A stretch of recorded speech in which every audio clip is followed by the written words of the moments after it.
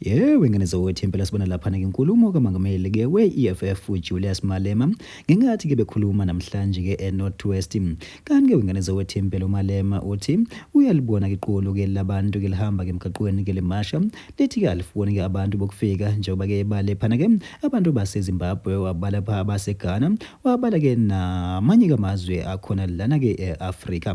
Kanti ke wengane zowethi impela besethe yabona ke uma beqeda ke labantu bazobe bedlulela khona phana ke at Northwest nayo ke iLimpopo.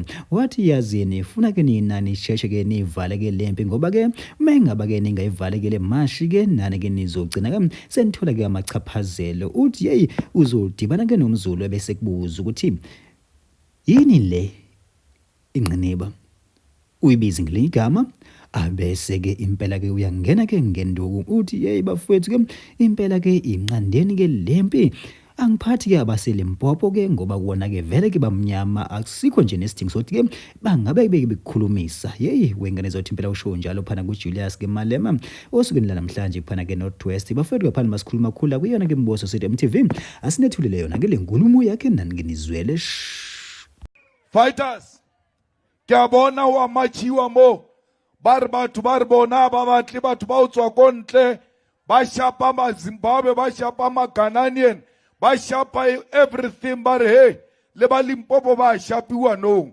hausa buisi Zulu wa betho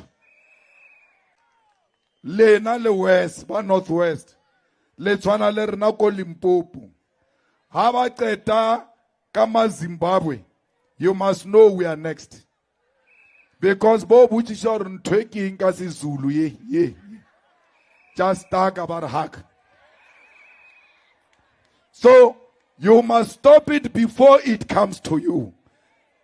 Remember, Raba Limpopo were even too dark. They are just going to look at us and say, well, now we don't even have to ask you anything. I coupe. Before it comes to us, let's stop it there and say, let's deal with illegal immigration through the laws of this country.